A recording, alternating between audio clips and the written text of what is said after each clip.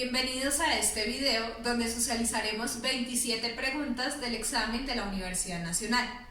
Las 4 primeras están relacionadas con una lectura interdisciplinar desde el área de matemáticas y las 23 restantes harán énfasis en esta área. Exploraremos 3 componentes fundamentales: 1. Álgebra y cálculo, 2. Geometría y 3. Estadística. Los invito a que vean el video con detenimiento las veces que sea necesario y adicionalmente busquen los conceptos que no entiendan. Luego de que los busquen, los consignen en sus apuntes, porque esta va a ser la evidencia de la actividad de esta semana. Deben enviar entonces una foto con esos conceptos y esas consultas que ustedes hagan al correo que ustedes tienen. Los invito a que repasen una vez más y continúen con su entrenamiento. Vamos entonces a socializar las preguntas del examen de la Universidad Nacional. Empezamos con las preguntas de temática común correspondientes a la primera lectura interdisciplinar. Pregunta número 4. De acuerdo con el texto, la población del continente africano que depende de ayuda alimentaria es aproximadamente del A. 50%, B. 3%, C. 45%, D. 30%. Si observamos el texto, nos damos cuenta que en estos dos párrafos tenemos la información que necesitamos. Aquí dice 689 millones de seres, que viene siendo el total de las personas que habrían, y 20 millones de africanos que dependen de la ayuda externa alimentaria. Entonces sabemos que el total, es decir, el 100%, corresponde a 689 millones de seres. Aquí vamos a plantear una regla de 3 simple directa. Teniendo en cuenta esta proporción, entonces vamos a ubicar aquí los 20 millones de africanos y vamos a establecer cuál sería el porcentaje de estos 20 millones respecto a estos 689. Para resolver esta regla de 3, multiplico los 20 por el 100 y lo divido en 689. 20 por 100 daría 2000, dividido en 689 nos da 2,9, que corresponde aproximadamente al 3%. Es decir, la respuesta correcta es la B. Pregunta número 5. Según el artículo, en el continente africano, de cada 100.000 niños que alcanzan los 5 años, sobreviven A. 75.000, B. 7.500, C. 2.500, D. 25.000. Entonces vamos a ver el texto y fíjense que aquí en estas dos líneas dicen: allí mueren 250 niños de cada 1.000 que alcanzan 5 años. Fíjense que el texto nos está diciendo cuántos mueren, es decir, que sobreviven los restantes para llegar a 1.000. Si tenemos 250 que mueren, los que sobreviven serían 750, que, como les decía, son los que hacen falta para llegar a los 1.000. Bien, entonces, sobreviven 750 de cada 1.000. Si yo quiero hallar la proporción respecto ya no a 1.000, sino a 100.000, pues fíjense que en realidad estoy multiplicando esta cantidad por 100. Multiplico 1.000 por 100, me daría 100.000, y si multiplico 750 por 100, me daría 75.000. Entonces fíjense que sobreviven 75.000 niños de cada 100.000 que hay, lo que quiere decir que la respuesta correcta es la A. Vamos ahora a la segunda lectura interdisciplinar. Pregunta 29. De acuerdo con el texto, la producción mundial de oro es de toneladas al año. Entonces vamos a mirar el texto y dice: África produce 600 toneladas de oro al año, lo que representa el 25% de la producción mundial. Aquí nos están dando este dato muy importante y nos están diciendo que esta cantidad de toneladas es el 25%. Fíjense que aquí me están pidiendo la pregunta la producción mundial, es decir, el 100%. Vamos entonces a plantear una regla de 3 simple directa. Decimos: 600 toneladas corresponden al 25%, que es lo que nos indica el texto. Ahora, el 100%, que es la producción mundial, ¿a cuántas toneladas equivale? De nuevo multiplico los dos que están en diagonal y divido por el que está solito. 100 por 600 dividido en 25. Eso me daría 2400, que corresponde a la opción D. Pregunta número 30.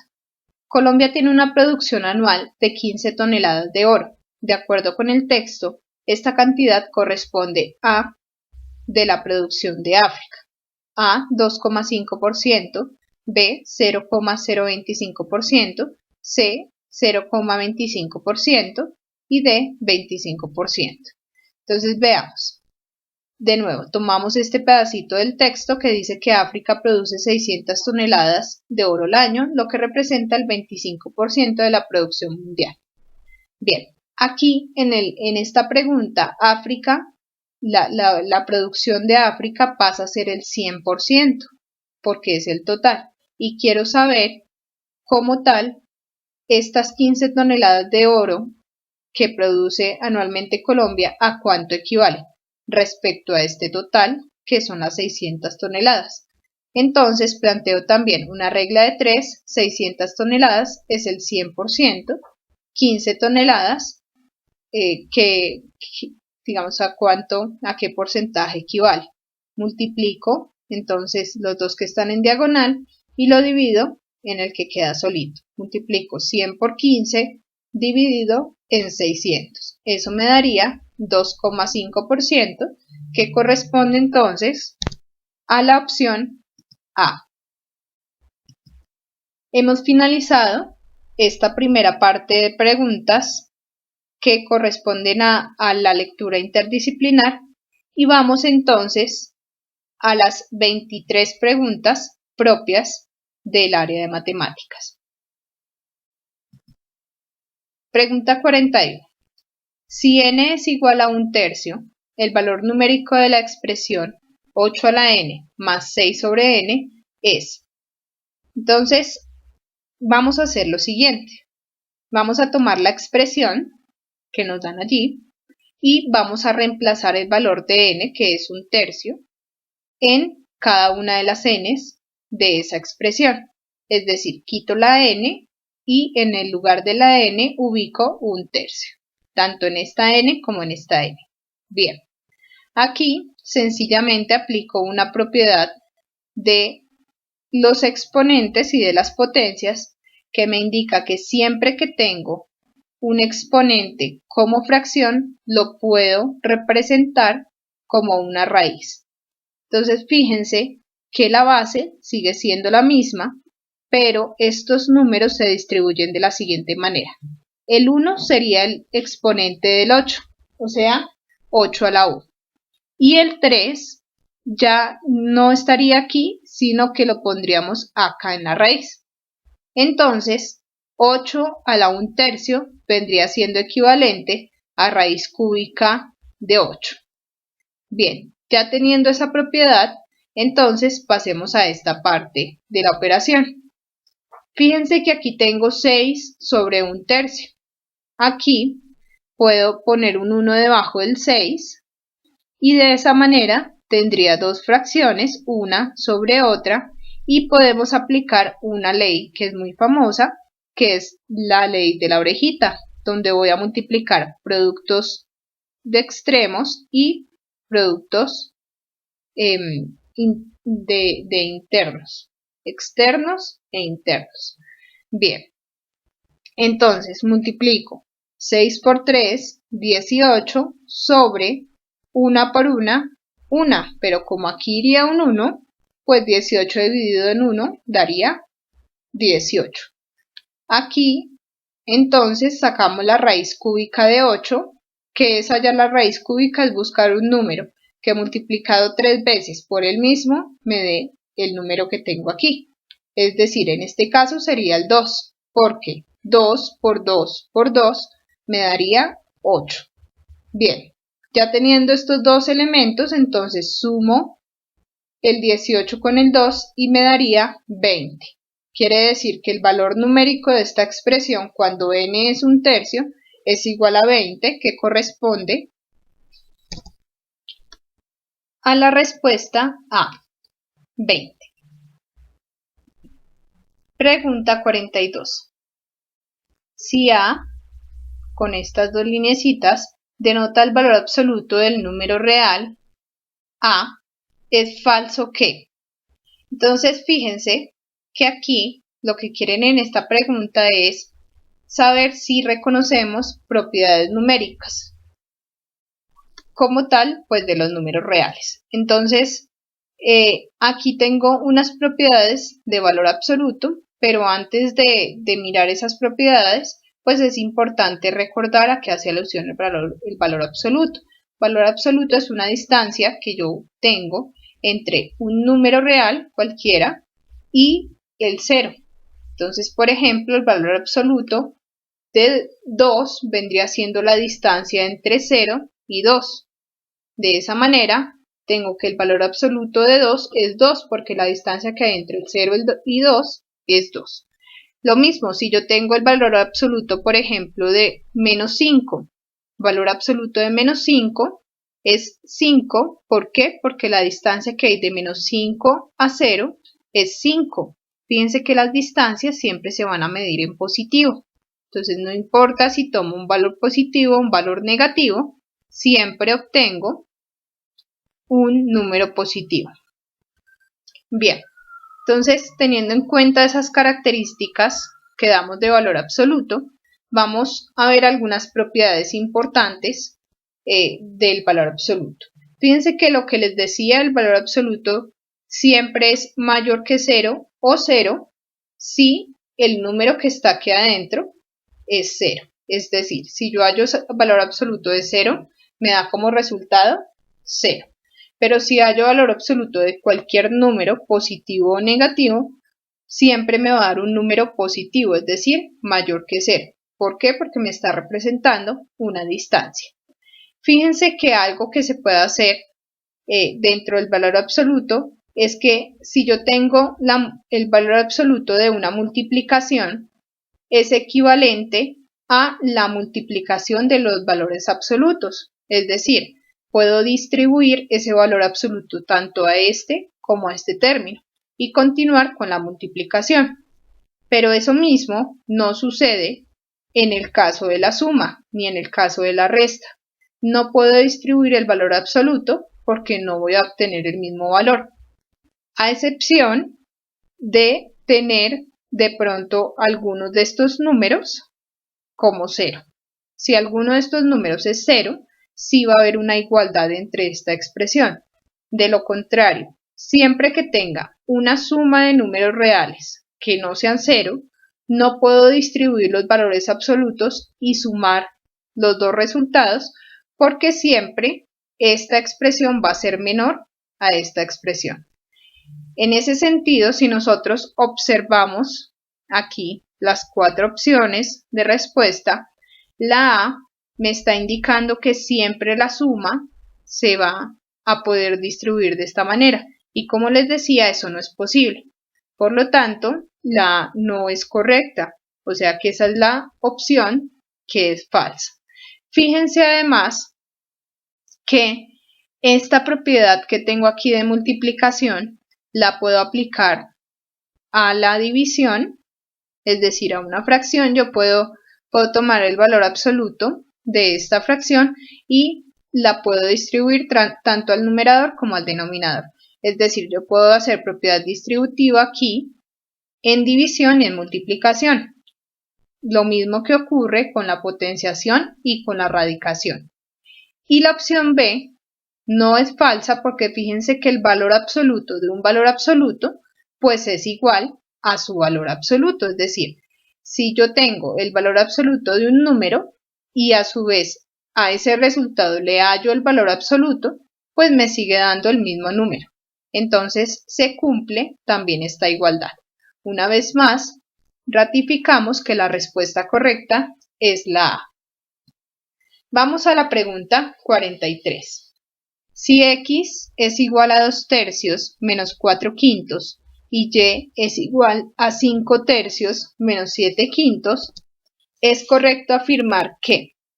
Entonces, ¿qué tenemos que hacer? Pues mirar cuánto nos daría cada una de las operaciones y poder establecer si los dos son negativos o cuál es negativo, cuál es positivo.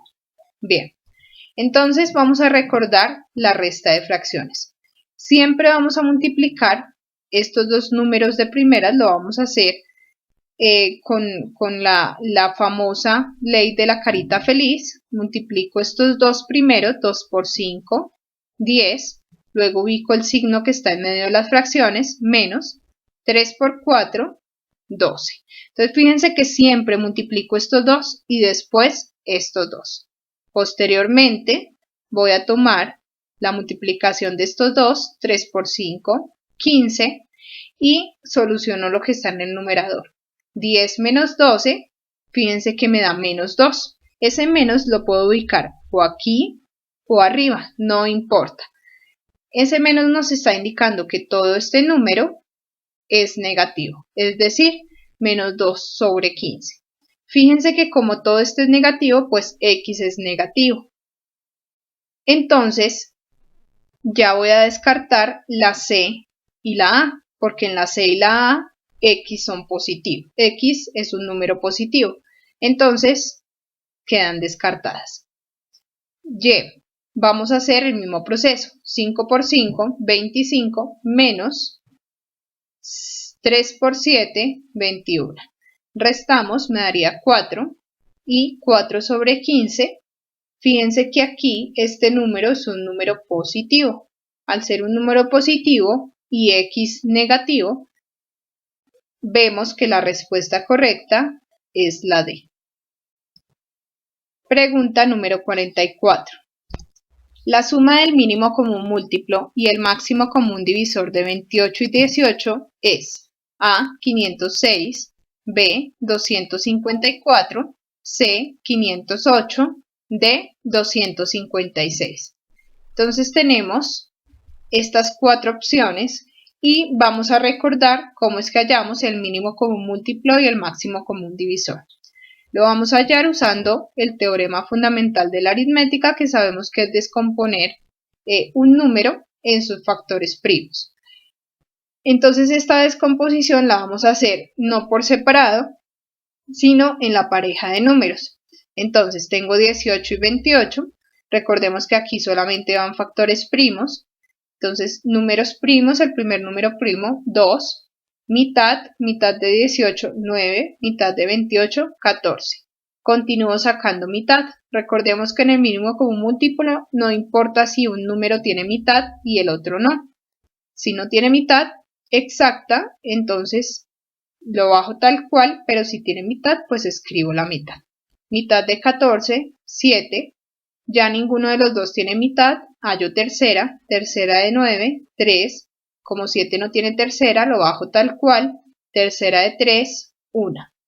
Ahora bajo el 7 y séptima de 7, 1. Fíjense que cuando los dos números ya quedan en 1, terminé el proceso de mínimo común múltiplo. Ahora multiplico todos estos valores, 2 por 2 por 3 por 3 por 7. Me da como resultado 252. Luego voy a hallar el máximo común divisor. Tomo entonces los dos números y también hago la descomposición. Pero en el máximo común divisor debo tener en cuenta que los dos números deben descomponerse al tiempo. Es decir, si alguno de los dos no tiene mitad, entonces no puedo hallar la mitad y pasaría a mirar tercera, quinta, séptima u otros valores. Bien, empecemos con la mitad. Mitad de 18, 9, mitad de 28, 14. Si quiero hallar mitad, 14 tiene mitad, pero 9 no. Entonces no puedo hallar la mitad. Tampoco tercera, tampoco quinta, tampoco séptima. Dejamos hasta ahí estos valores y fíjense que el máximo común divisor me dio 2. Bien, ya teniendo estos dos valores, entonces aquí me dice la suma de los dos valores. Entonces, sumo esto con esto y me daría 254, es decir, la opción correcta, la B. Pregunta 45. La medida de un ángulo alfa es de 46 grados menos que la medida de su suplemento. La medida del complemento de alfa es. Entonces, para poder entender esto, tenemos que saber que son ángulos suplementarios y que son ángulos complementarios. Dos o más ángulos son suplementarios si la suma de ellos me da 180 grados. Y dos o más ángulos son complementarios si la suma entre ellos me da 90 grados. Bien, teniendo en cuenta esos dos elementos, entonces fijémonos que aquí nos dicen que, bueno, sabemos que alfa es un ángulo cualquiera y él sumado con su suplemento me da 180. Esto por la definición de ángulos suplementarios. Ahora, aquí me indican que alfa es 46 grados menos que su suplemento. O sea que alfa es el suplemento menos 46 grados. Voy a quitar alfa y voy a reemplazarlo por esa expresión. Suplemento menos 46 grados. Este alfa corresponde a esta expresión. El resto de la expresión la voy a dejar tal cual como la tenía. Ahora, si yo observo, me doy cuenta que tengo dos suplementos aquí. Entonces, un suplemento más un suplemento, dos suplementos. Bien, fíjense que queda dos suplementos menos 46 igual a 180 grados. Simplemente lo que voy a hacer aquí es despejar suplemento de esta ecuación para poder saber a cuánto equivale el ángulo suplementario de alfa. Bien, como despejo, pues paso este 46 en positivo y este 2 que está multiplicando con el suplemento divide acá.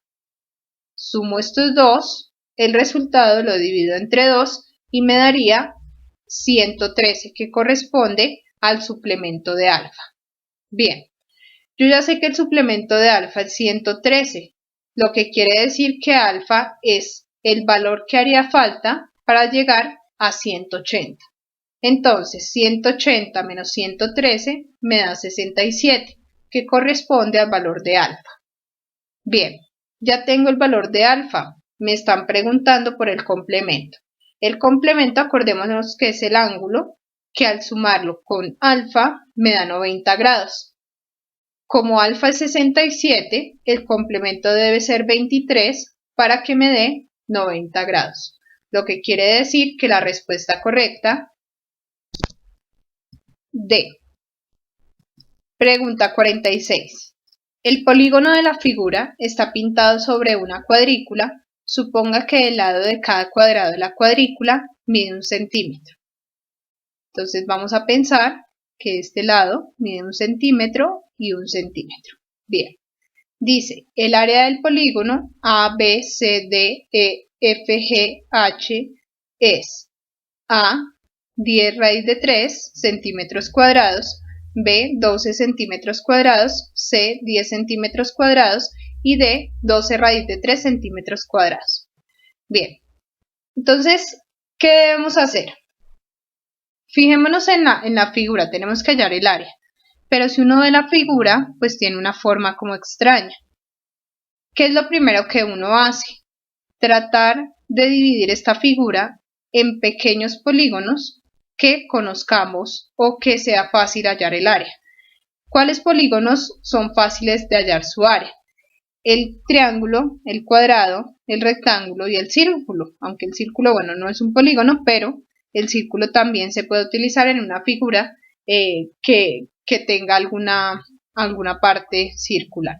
Bien, entonces tengo aquí este polígono y fíjense que si yo trazo aquí la línea, si trazo esta línea acá, voy a obtener un cuadrado aquí en el centro y unos triángulos alrededor, 1, 2, 3, 4. 4 triángulos congruentes, es decir, con la misma área, estos 4 y este cuadrado del centro. Entonces recordemos cómo hallamos el área de un triángulo. El área del triángulo se halla multiplicando la base por la altura y dividiendo en 2. La base viene siendo 2 centímetros, la altura 2 centímetros, o sea 2 por 2, 4, dividido en 2 daría 2 centímetros cuadrados. Miren que siempre el área debe dar en unidades cuadradas, en este caso centímetros cuadrados. Este es el área de un solo triángulo, pero fíjense que nosotros tenemos aquí 1, 2, 3, 4 triángulos. Entonces voy a multiplicar 2 centímetros cuadrados por los 4 triángulos. Me daría 8 centímetros cuadrados, que sería el área de solamente los triángulos. Pero nos hace falta hallar el área del cuadrado que está aquí. El área del cuadrado se vaya multiplicando lado por lado. Este lado tiene 2 y este lado tiene 2 centímetros también. Entonces 2 por 2 daría 4 centímetros cuadrados. Y fíjense que para hallar el área de toda la figura, pues sumo todas las áreas de estas pequeñas figuras. Entonces sumo las áreas de los triángulos, que viene siendo 8 centímetros cuadrados, y el área del cuadrado, que viene siendo 4 centímetros cuadrados. Al sumarlas, me da 12 centímetros cuadrados, que corresponde a la respuesta B. Pregunta 47. El polígono de la figura está pintado sobre una cuadrícula. Suponga que el lado de cada cuadrado de la cuadrícula mide 1 centímetro. Tenemos entonces el mismo contexto de la pregunta anterior. Dice, si alfa es el ángulo AHB y beta es el ángulo HAB, entonces coseno de alfa es igual a. Vamos a mirar. Fíjense que aquí me están nombrando el ángulo alfa, que es AHB. O sea, tengo este triángulo y AHB es este ángulo alfa, o sea, el ángulo alfa es este pequeñito que estaría aquí. Y el ángulo beta es HAB, o sea, ángulo beta viene siendo este ángulo de acá. Bien, tenemos los dos ángulos ahí que me están mencionando y para entenderlo un poco mejor vamos a extraer este triángulo y lo vamos a agrandar un poco. Bien, entonces extraemos este triángulo, fíjense que aquí está alfa y aquí está beta. Nosotros sabemos que si aquí me están mencionando unas funciones trigonométricas es porque puedo aplicarlas de pronto a partir de razones trigonométricas, pero fíjense que este triángulo no es un triángulo rectángulo y recordemos que las razones trigonométricas únicamente se aplican para triángulos rectángulos. Entonces, ¿cómo podría ser para que esto sea un triángulo rectángulo? Podría dividir este triángulo en dos triángulos rectángulos congruentes y analizar sus ángulos respecto a las funciones trigonométricas. Entonces voy a trazar la altura de este triángulo, es decir, voy a dividir este triángulo en dos y fíjense que aquí queda justamente dividido este lado en dos. Por lo tanto, este ángulo beta también queda dividido en dos. Entonces, el ángulo que antes era beta, ahora quedó en beta medios, o sea, beta dividido en 2 y beta dividido en 2.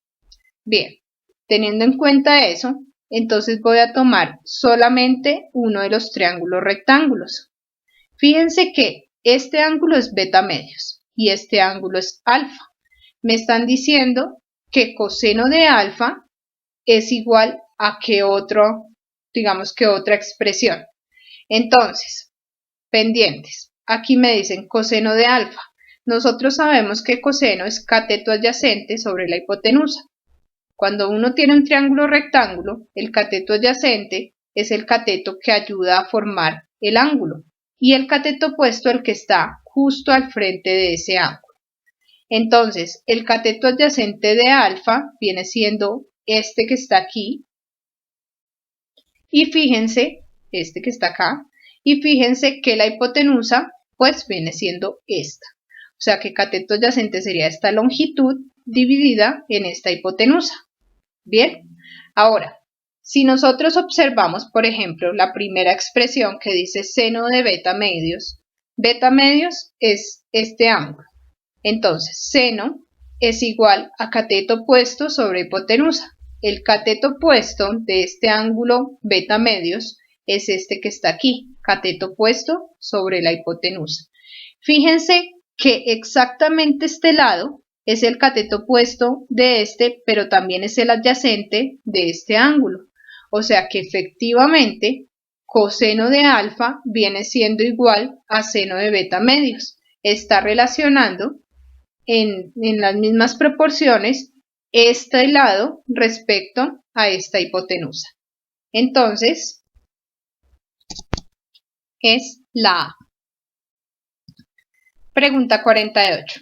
Sea B sub 1 el volumen de una esfera de diámetro 1 y B sub 2 el volumen de una esfera de diámetro 2. La relación entre los volúmenes de las esferas está dada por.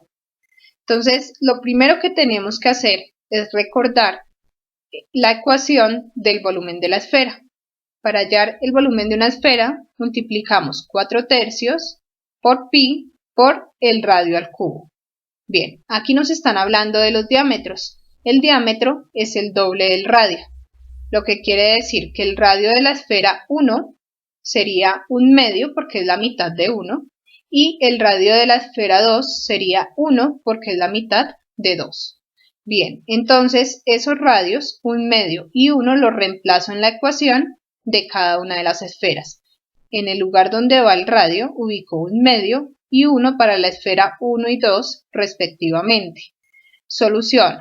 Entonces 1 al cubo da 1 y 2 al cubo da 8. El resto de la ecuación la escribo tal cual. Bien, voy a multiplicar entonces esto, pero fíjense que al multiplicar me da 4/3 de pi sobre 8. Voy a dejar esta expresión así para poder ver la relación que existe con el otro volumen. Ahora, tomo esta esfera y en el lugar donde está el radio ubico el 1. 1 al cubo me da 1 por pi por 4/3. 1 por pi por 4/3 pues da 4/3 de pi. Si nosotros vemos esta expresión viene siendo la misma. La única diferencia es que aquí está dividido en 8. Quiere decir que como tal el volumen de la esfera 2 viene siendo 8 veces el volumen de la esfera 1. Entonces, la respuesta correcta sería la A. Aquí quiero dejar claro esto porque 8 veces de pronto no quedó tan claro y es porque fíjense que aquí el volumen de 1 viene siendo volumen de la esfera 2, miren que dio el mismo resultado solo que dividido en 8, es decir, una octava parte. O sea que para obtener el volumen de la esfera 2 debo tomar esto y multiplicarlo por 8, el volumen de 1 por 8, que eso es lo que me están indicando aquí. Bien. Pregunta 49. Dos pirámides P1 y P2 tienen la misma altura y sus bases son triángulos equiláteros semejantes. Equiláteros quiere decir que tienen todos sus lados iguales. Si uno de los lados de la base de P1 mide 3 centímetros y uno de los lados de la base de P2 mide 9 centímetros, entonces el volumen de P1 y el volumen de P2 está a razón de.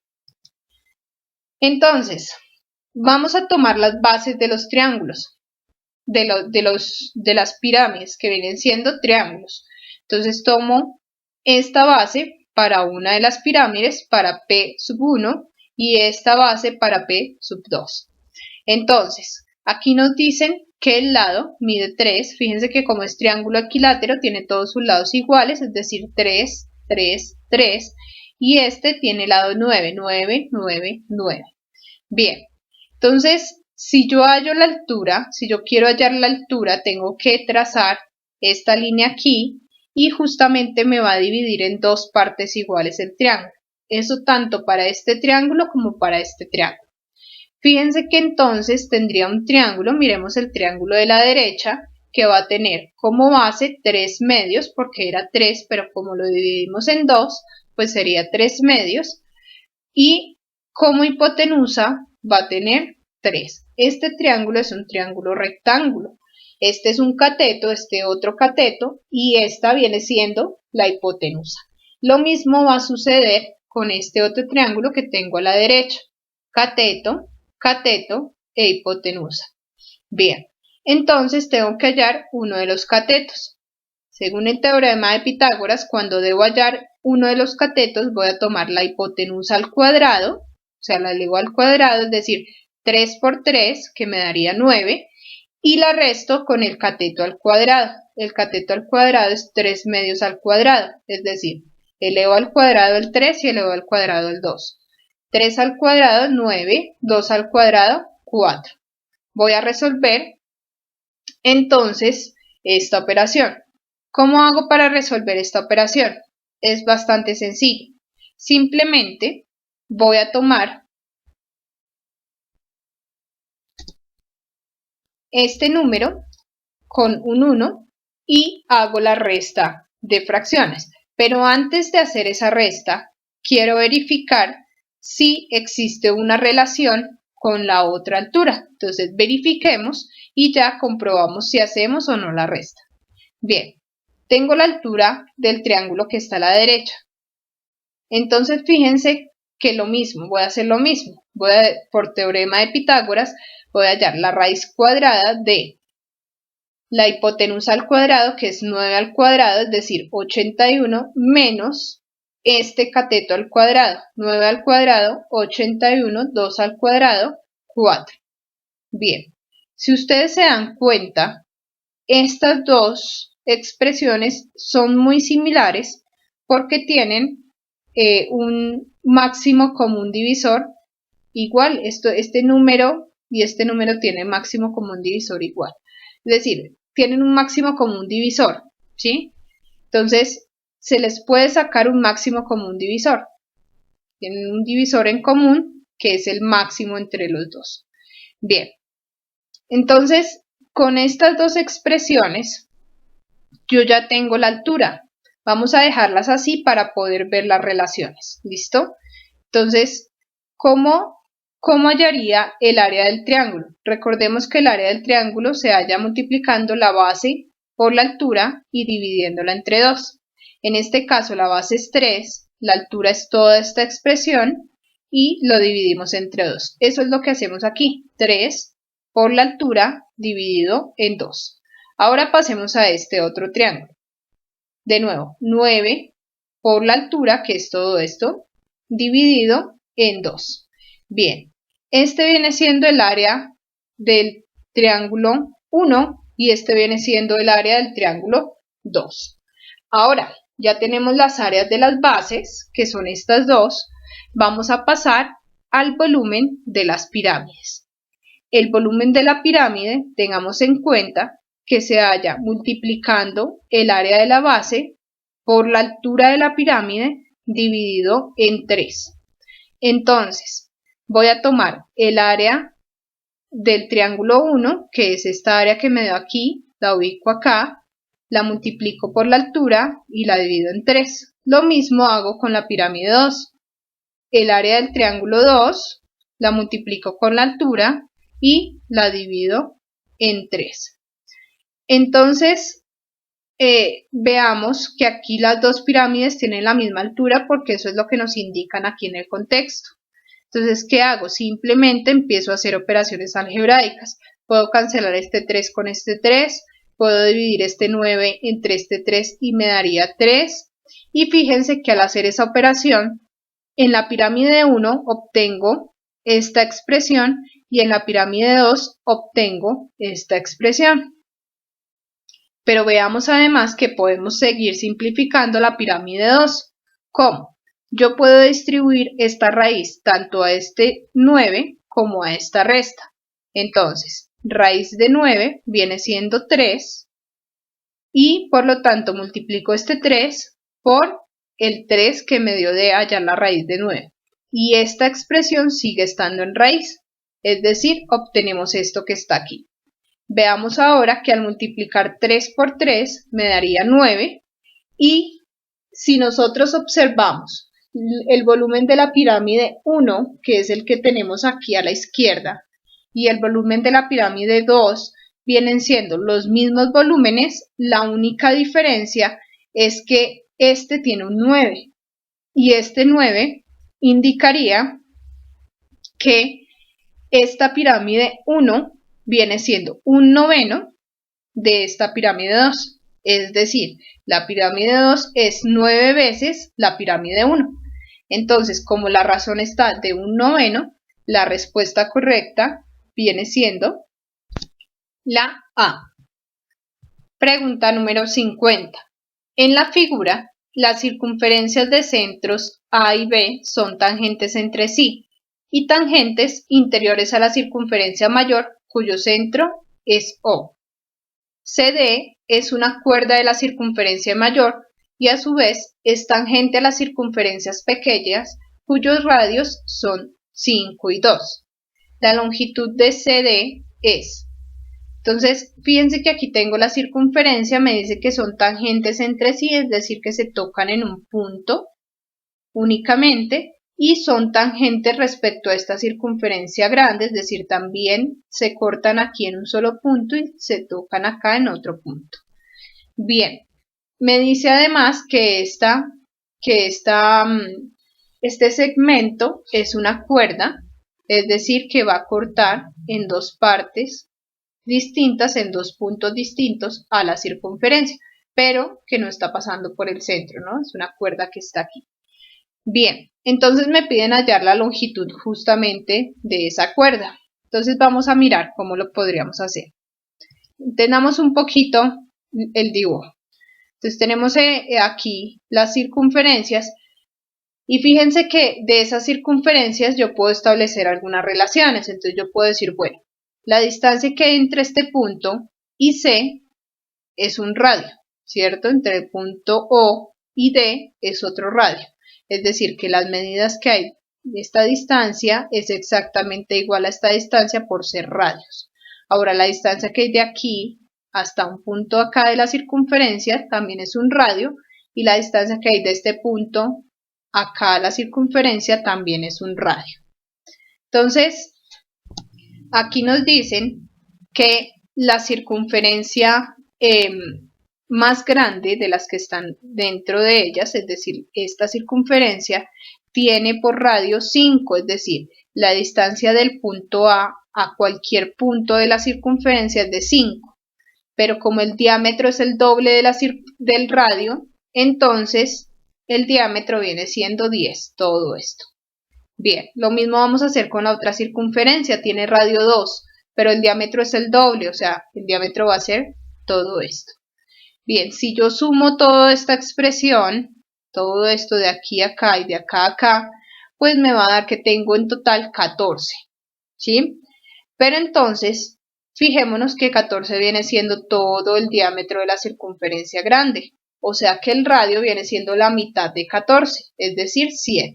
Entonces, fíjense que el radio yo ya sé que es 7, por eso establezco que esto es 7, todo esto es 7, y de aquí para allá también es 7. Fíjense además que voy a tener lo siguiente.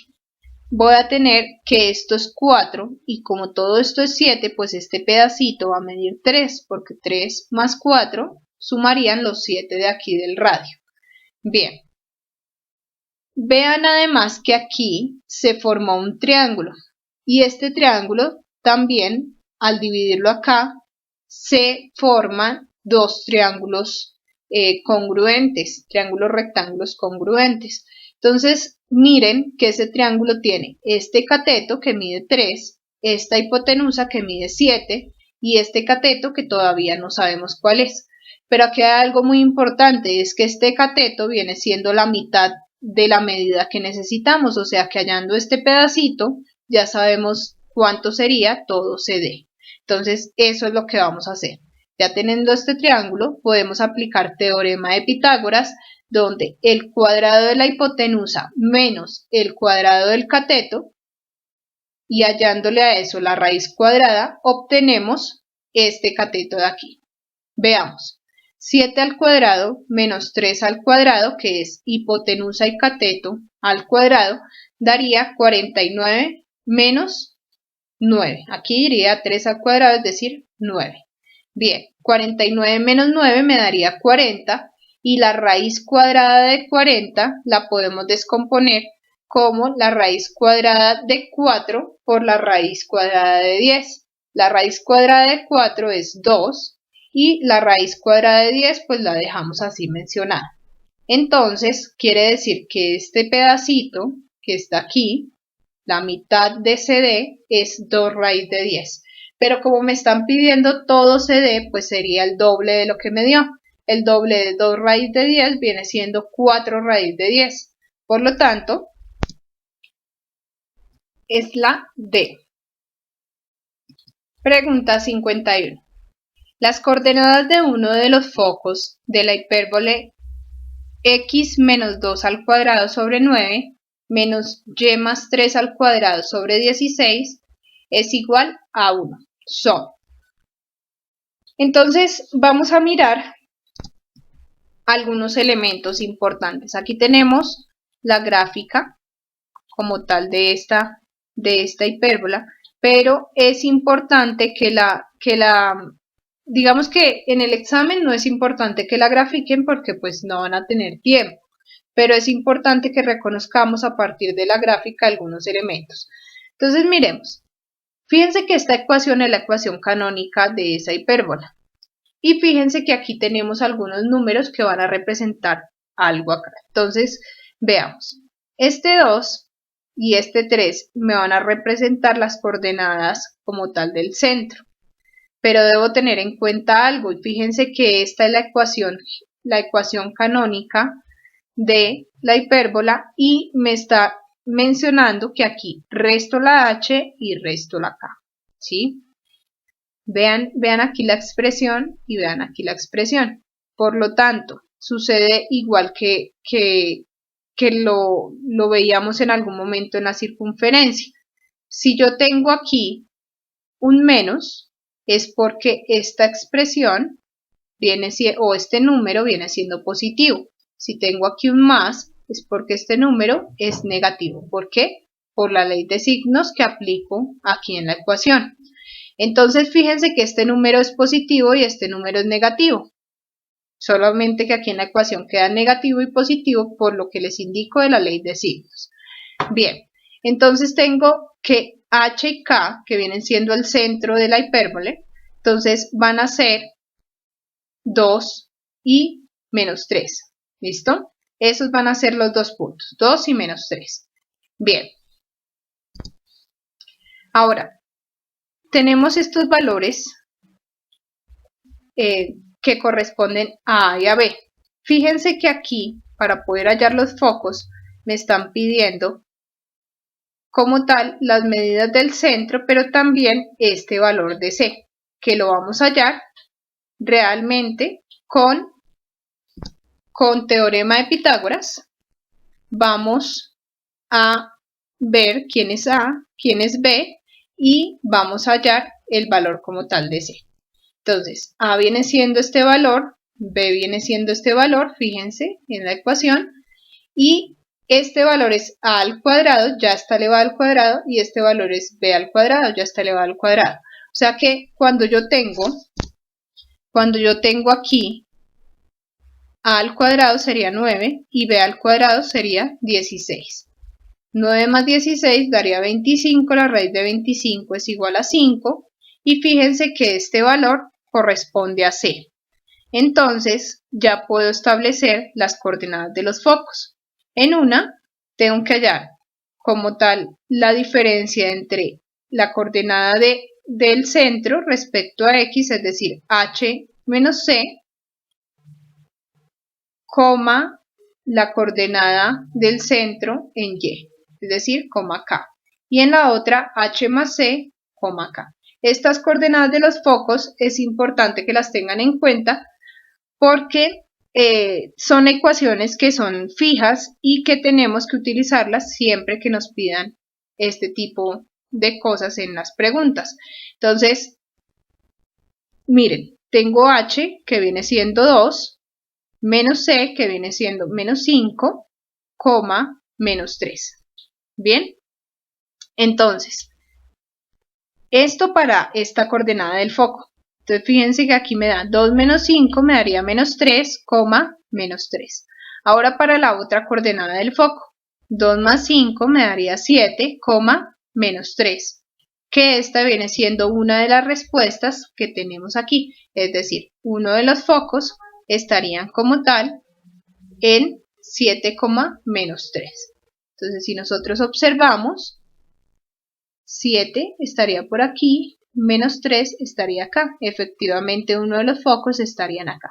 Ahora, si observamos la gráfica, fíjense que el centro también estaría en 2, menos 3. El centro, esta distancia de aquí a acá, del foco acá, viene siendo la misma que esta distancia del centro a este foco. ¿Listo? Entonces es importante que tengamos en cuenta esos elementos. La respuesta correcta entonces sería la A. Pregunta 52. Al dividir el polinomio 3x a la 4 más x al cubo más x al cuadrado más x más 2 por x más 1 se obtiene como residuo. Entonces vamos a tomar las dos expresiones y vamos a hacer la división de polinomios. Rápidamente recordamos cómo se hace. Entonces, al igual que en una división normal, miro cuántos términos hay. Como hay dos términos, separo dos términos. ¿Qué expresión multiplicada por x me da 3x a la 4? Pues yo digo 3x al cubo. Entonces simplemente multiplico 3x al cubo por 1, me daría 3x al cubo, y fíjense que si aquí me da positivo, yo aquí lo pongo restando, negativo. ¿Listo? Entonces siempre aquí voy a hacer una resta. Obviamente y tengo que mirar los signos que me van dando. Entonces 3x al cubo por 1 menos 3x al cubo, y 3x al cubo por x me daría 3x a la 4, pero daría negativo. ¿Qué hago? Aquí si yo hago la resta, fíjense que me da 0. La idea es que siempre este primer término me dé 0. ¿Listo? Entonces aquí obtuve 0. Y aquí hago la resta normal. Como son términos semejantes, es decir, tienen la misma parte literal y el mismo exponente, entonces menos 3 más 1 daría menos 2x al cubo. Bien, al igual que en una división normal, bajo este término, tal cual como está, y vuelvo a hacer el mismo procedimiento. ¿Qué expresión multiplicada con x me da 2x al cubo? Pues yo digo 2x al cuadrado. Pero fíjense que como aquí está negativo y necesito que esto se cancele, pues necesito que aquí quede positivo. Como necesito que aquí quede positivo, pues aquí lo voy a ubicar negativo. ¿Se dan cuenta que es un juego de signos? Todo el tiempo tengo que estar jugando con los signos. Entonces multiplico menos 2x al cuadrado por 1 menos 2x al cuadrado, pero lo ponemos, recordemos, con signo contrario. Entonces ubicamos más 2x al cuadrado. Ahora, menos 2x al cuadrado por x daría menos 2x al cubo, pero como lo ponemos con signo contrario daría más 2x al cubo. Hacemos la resta y al hacer la resta nos da aquí 0. La idea es que siempre el mayor exponente en cada línea me vaya dando 0. Y ahora hacemos esta suma, x al cuadrado más 2x al cuadrado, 3x al cuadrado. Bajamos el siguiente término, que sería la x, y volvemos a hacer lo mismo. ¿Qué expresión multiplicado con x me daría 3x al cuadrado? Entonces yo digo 3x. Como necesito que me dé negativo, lo voy a ubicar positivo. 3x por x menos 3x al cuadrado. Y 3x por 1 menos 3x. Recordemos que se pone con signo contrario. Aquí cancelaría, me daría 0. Y x menos 3x me daría menos 2x. Bajamos entonces ahora el último término, que sería el 2, y de nuevo, ¿qué expresión multiplicada con x me daría 2x? Entonces sería el 2. 2 por 1, 2. Fíjense que como necesito que se cancele aquí, necesito ponerlo negativo para que me dé aquí positivo. Menos 2 por x, 2x, aquí cancelo, me daría 0. Y aquí sumo, 2 más 2 me da 4. Fíjense que aquí ya terminé y el residuo viene siendo 4. Es decir, la respuesta correcta es la B. Pregunta 53. El valor de c que hace que la parábola y igual a 3x al cuadrado más 9x más c tenga vértice en el eje x es. Entonces vamos a observar algunos elementos de la parábola. Fíjense que yo tengo dentro de la expresión tres elementos fundamentales. Uno que es A, otro que es B y otro que es C. A siempre va a ser el que acompaña a la x al cuadrado. B es el que está al pie de la x y C es el término independiente.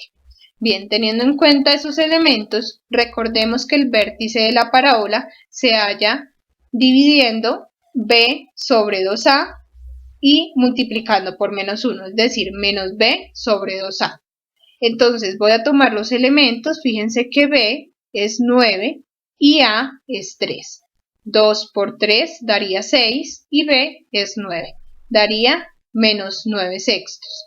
Ahora, aquí nos están diciendo que para que tenga vértice en el eje X, entonces me están indicando que debo igualar esta ecuación a 0. ¿Por qué? Porque si tiene el vértice en el eje X, quiere decir que tiene una coordenada, que tiene un número en X, pero en Y es 0, por lo tanto lo igualo a 0. Bien, entonces, ¿qué hago? Al igualar esta ecuación a 0, voy a reemplazar los valores de X por el valor que me dio aquí.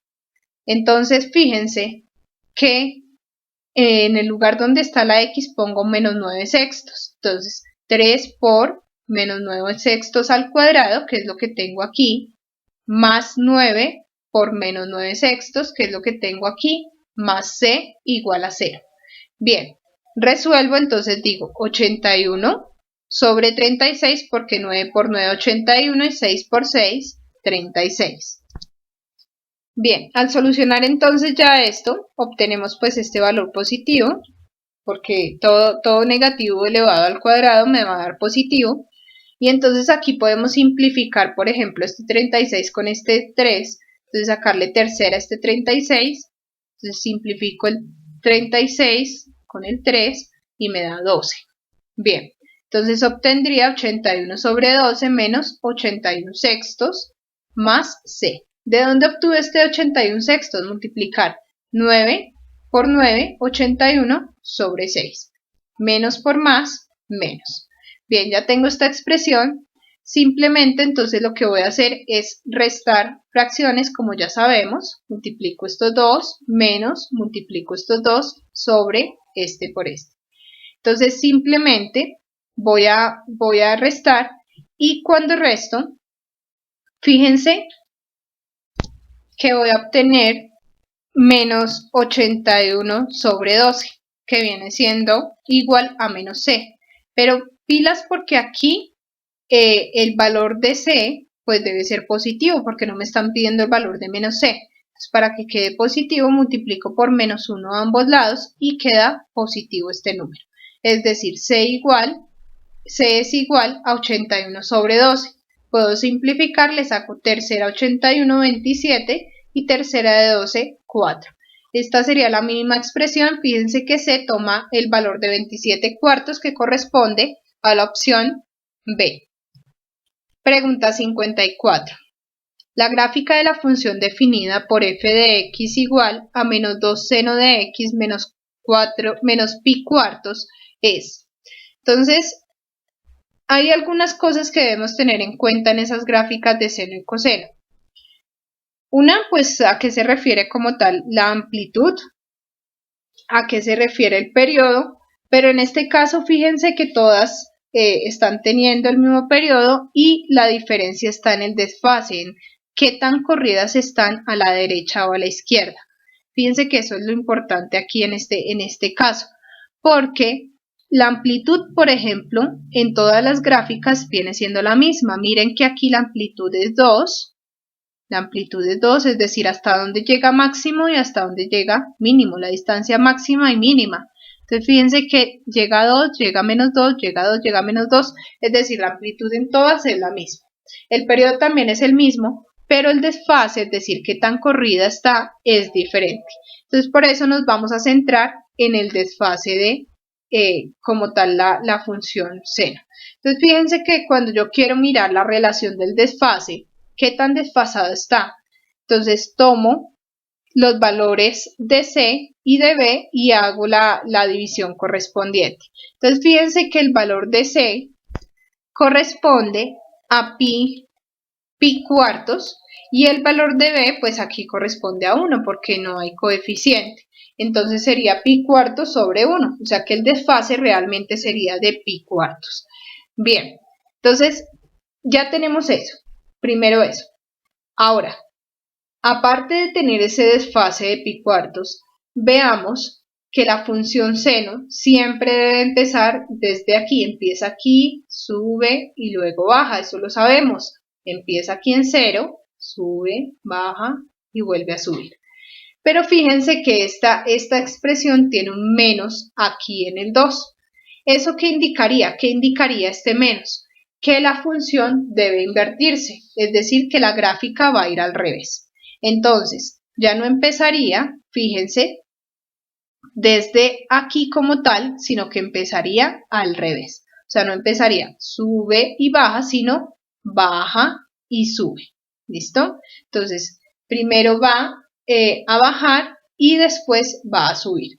Pero fíjense que empezaría desde aquí, baja y sube. Y si ustedes se dan cuenta que uno dice, uy, no, pero esta está corrida. Claro, porque debe haber un desfase. ¿Desfase de cuánto? De pi cuartos. Si yo tomo pi cuartos, pi nosotros sabemos que es 3,14 y lo divido en 4, sería aproximadamente 0,7, es decir, casi 1. O sea que está desfasada en 1, o sea que tiene que correrse 1 a la derecha y empezar desde abajo. Por eso es que la respuesta A es la que estábamos buscando. ¿Por qué? Porque está corrida hacia la derecha casi una unidad, no una unidad completa porque me da 0,7, entonces casi una, y empieza desde aquí la función seno. Fíjense que baja y empieza a subir. De nuevo, ¿por qué baja? Porque hay un menos que me indica que lo que hago es como tal invertir la gráfica, no empezar hacia arriba sino hacia abajo. ¿Listo? ¿Por qué no podría ser esta, por ejemplo? Porque si nosotros tomamos que desde aquí empieza la función, empieza a bajar, fíjense que está empezando después de 2 y ya no sería el mismo desfase que teníamos aquí, que es de pi cuartos. Entonces no es correcto. Esta gráfica, aunque está desfasada a pi cuartos, fíjese que si empezaría acá, no debería tener este menos. Entonces no me sirve esto que está aquí, ¿sí? Y si iniciamos desde aquí la gráfica, por ejemplo, entonces fíjense que aquí ya no estaría desfasada a pi cuartos, estaría desfasada mucho más, entonces no serviría. Lo mismo con esta, si iniciamos aquí la gráfica va subiendo primero y fíjense que el menos hace que la gráfica como que se refleje. Y entonces no cumpliría con las características que debe tener la función. Una vez más corroboramos que la respuesta correcta es la A. Pregunta número 55. Si g de x es igual a 2 sobre x más 3, el valor de g compuesto g de x es.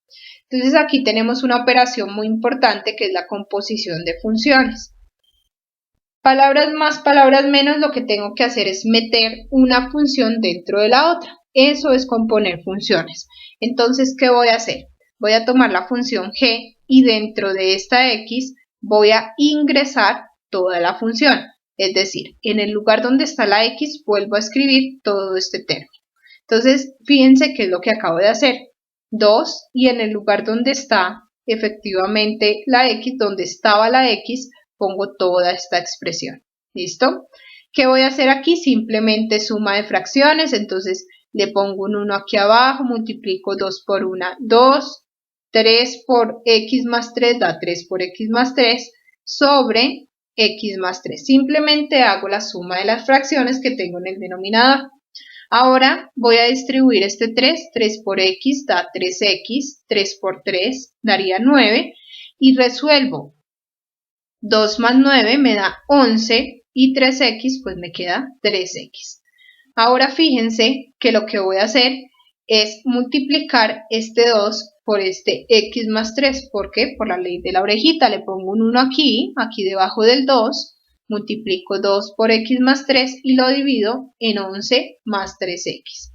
Bien, 2 por x más 3, pues simplemente multiplico 2 por x, da 2x, y 2 por 3 daría 6.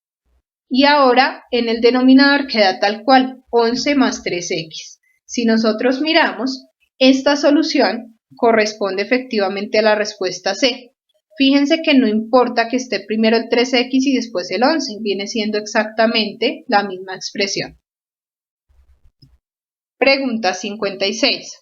Sean x, w y z números reales. La suma de x con el doble de w es 18 y la suma de x con el doble de z es menos 12. Al restar z de w se obtiene. Entonces vamos a ver. Miren, vamos a escribir esto con expresiones matemáticas. Entonces dice, la suma de x con el doble de w, entonces x más 2 veces w es igual a 18. Y la suma de x con 2 veces z con el doble de z es igual a menos 12. Estas dos expresiones son lo mismo que dicen en la pregunta, solo que escritas con lenguaje algebraico.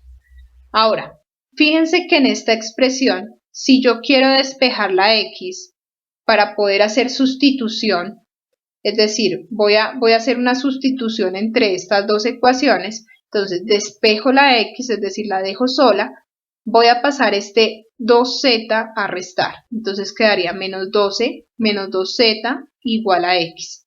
Listo, ya tengo que este es el valor de x. Entonces, ¿qué voy a hacer? Voy a tomar la primera ecuación, esta que tengo aquí, y en el lugar donde está la x voy a poner esta expresión. Entonces, esto es esto mismo, fíjense, x es menos 12 menos 2z, entonces en vez de la x, menos 12 menos 2z, y el resto queda igual, más 2w igual a 18. Simplemente lo que hago es empezar a despejar, entonces dejo números a un lado, a la derecha, y letras al otro. Bien, este 2 estaba restando, pasa a sumar, 18 más 12 daría 30, y aquí saco factor común. El factor común es el 2. Entonces, 2 factor de menos z más w es igual a 30. Para quitar este 2, fíjense que aquí hay un factor, entonces indica que queda una multiplicación. Entonces, este está multiplicando, pasa a dividir. 30 sobre 2, es decir, 15. Fíjense que la resta entre w y z es 15. ¿Qué es lo que nos están preguntando aquí? Al restar z de w se obtiene. Aquí resté z de w. Es como si tuviera w menos z. Es lo mismo. Eso me da 15, por lo tanto la respuesta correcta es la C. Pregunta 57. En un curso de trigonometría se plantea un problema del que se conoce que su solución es 2,75 más coseno de alfa. Al hallar coseno de alfa y hacer la operación indicada, Ana obtuvo como respuesta 2, Pedro 4, María 1 y Juan menos 0,5. Si uno de estos estudiantes obtuvo la respuesta correcta, esta persona fue A. Juan, B. Ana, C. Pedro y D. María. Bien, vamos a mirar. Entonces fíjense que vamos a igualar cada una de las respuestas que nos dieron ellos. Entonces sabemos que 2,75 más coseno de alfa es igual a 2, que fue lo que dijo Ana, igual a 4, que fue lo que dijo Pedro, igual a menos 1, que fue lo que dijo María, y el último igual a menos 0,5, que fue lo que dijo Juan. Entonces, ¿qué vamos a hacer? Pues necesitamos saber el valor de alfa. Recordemos que para poder saber el valor del ángulo, lo que hago es simplemente despejar, entonces este pasaría a sumar, pasaría a sumar, pasaría a sumar, pasaría a restar, pasaría a restar, pasaría a restar, pasaría a restar. Todos estos, este 2,75 pasaría a restar en cada uno de los casos. Entonces, 2 menos 2,75, fíjense que aquí, en esta primera me daría menos 0,75, 2 menos 2,75. Aquí si resto 4 menos 2,75 me daría 1,25. Si resto menos 1 con menos 2,75 daría menos 3,75 y menos 0,5 con 2,75 restándolos daría menos 3,25. Bien, entonces ya tengo esos valores que son los que les acabo de indicar, son los que tengo aquí. Y fíjense que para terminar de despejar alfa simplemente paso como arcoseno o coseno a la menos 1, ¿sí? Entonces esta viene siendo la función inversa de coseno. Entonces en esa función hay que tener en cuenta que el ángulo como tal, o bueno, el valor que voy a tomar aquí del dominio de esa función arcoseno va desde menos 1 hasta 1, es decir, no puedo tener coseno a la menos 1 de valores que estén inferiores a menos 1 o superiores a 1. Si nos damos cuenta, estos tres de aquí están o inferiores a menos 1 o superiores a 1. El único que cumple esa función de estar en el intervalo menos 1,1 viene siendo este. Por lo tanto, este es el único que puede ser correcto. Y esta respuesta fue la que dio Ana, que dio la respuesta 2. Entonces, la persona que dio la respuesta correcta fue Ana. La respuesta correcta es la B. Pregunta 58. Un extranjero que viene de turismo a Colombia consulta en internet el cambio oficial del dólar, que es de 2.940 pesos. Al llegar al país, en una casa de cambio le ofrecen 290.000 pesos por un billete de $100. Enseguida va a una heladería y paga 2 helados de 7.000 pesos cada uno, con un billete de $5 y no recibe vueltas. De las afirmaciones siguientes, 1. El cambio oficial es más favorable para el turista que el de la casa de cambio. 2. Pagan mejor el dólar en la heladería que en la casa de cambio. Es correcto afirmar que. Entonces vamos a ver cuál es verdadera y cuál es falsa. Bien, veamos lo siguiente. Cuando él llegó a la casa de cambio, le dieron 290.000 pesos por un billete de $100. Si yo divido esos 290.000 pesos entre ese billete de $100, quiere decir que el dólar lo están pagando a 2.900 pesos en la casa de cambio. Ahora, en la heladería le van a dar 2 helados, cada uno de 7.000, es decir, los dos de 14.000. Como son $5, entonces esos 14.000 los divido en 5 y voy a obtener el valor del dólar en la heladería, que sería 2.800. Bien, ya tenemos entonces tres valores. 1, la que consultó en internet, que es la tasa de cambio oficial. 2, la de la casa de cambio. Y 3, la de la heladería. Teniendo en cuenta esos datos, leamos de nuevo las afirmaciones. 1. El cambio oficial es más favorable para el turista que el de la casa de cambio. Miren que el cambio oficial efectivamente es más favorable que el de la casa de cambio porque le dan más aquí que aquí. Entonces, esto quiere decir que efectivamente el 1 es correcto. Ahora vamos a mirar. Dice 2. Pagan mejor el dólar en la heladería que en la casa de cambio. Entonces, fijémonos la casa de cambio, fijémonos la heladería, pagan mejor en la casa de cambio que en la heladería. Entonces, la 2 no es correcta. Quiere decir que una es correcta, 2 no es correcta. Por lo tanto, la respuesta que estábamos buscando es la D. Pregunta 59. A un curso de fundamentos de matemáticas asisten 18 estudiantes de estadística, 16 de física y 26 de matemáticas. Si se saca al azar un representante del curso, la probabilidad de que no sea de matemáticas es. Entonces vamos a observar. Tengo todos los estudiantes, 18, 16, 26, y eso me da como resultado 60. ¿Para qué hago eso? Porque resulta que cuando yo voy a hallar la probabilidad, voy a hallar una razón entre casos favorables sobre casos posibles. Casos posibles es el total y casos favorables es específicamente de lo que me están hablando en la pregunta. Entonces, fíjense, casos posibles son 60, que son el total, pero me dice que se va a sacar un representante del curso y tenemos que hallar la probabilidad de que no sea de matemáticas. Si no es de matemáticas, pues es de estadística o de física. Quiere decir que voy a sumar estas dos cantidades. Entonces, 18 más 16 me daría 34. Quiere decir que la probabilidad es de 34 sobre 60. Si observamos, ninguna respuesta tiene esos valores, pero simplificando, sacándole mitad de 34, 17, mitad de 60, 30, obtenemos que efectivamente la respuesta correcta es la A. Pregunta 60. Analice la información de la siguiente gráfica. Evolución de la tasa de desempleo, TD, Medellín, Colombia, y 13 ciudades trimestre móvil, octubre a diciembre de 2001 al 2014.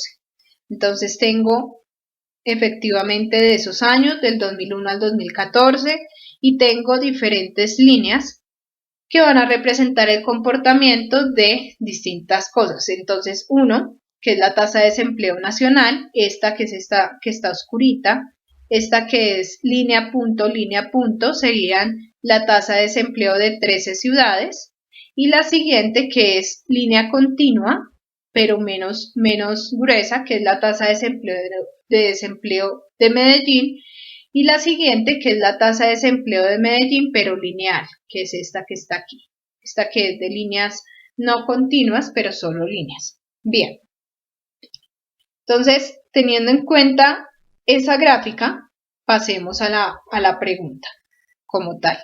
Dice, de acuerdo con la gráfica 1, si D es el resultado de restar cada año de TD nacional, la T de Medellín, entonces, en todos los periodos considerados, D es menor o igual que 0.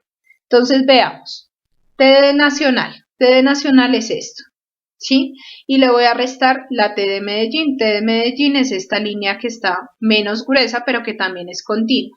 Si yo resto esta menor a esta mayor, por ejemplo, si yo resto este que es este 15 y este suponiendo que es 16, 15 menos 16 me daría menos 1. Siempre fíjense que aquí la T de nacional, la tasa de desempleo nacional está menor que la tasa de desempleo de Medellín. Es decir, que siempre las restas van a dar un número negativo. Nunca va a dar 0. Nunca va a dar 0, va a dar negativo. Y aquí dice que efectivamente da negativo porque da menor que 0, pero también tiene el igual. Es decir, que para que esta expresión fuera correcta no debería tener este igual, sino únicamente el menor, estrictamente menor. O sea que la 1 es falsa específicamente por este igual. Bien, 2. La mayor diferencia entre la tasa de desempleo de 13 ciudades y la tasa de desempleo de Medellín, entonces miremos la mayor diferencia de 13 ciudades vendría siendo esta gráfica con la de Medellín. La mayor diferencia es esta. Miren que la mayor diferencia aquí prácticamente tenemos 13 y aquí prácticamente tenemos 15, o sea que la diferencia es de 2.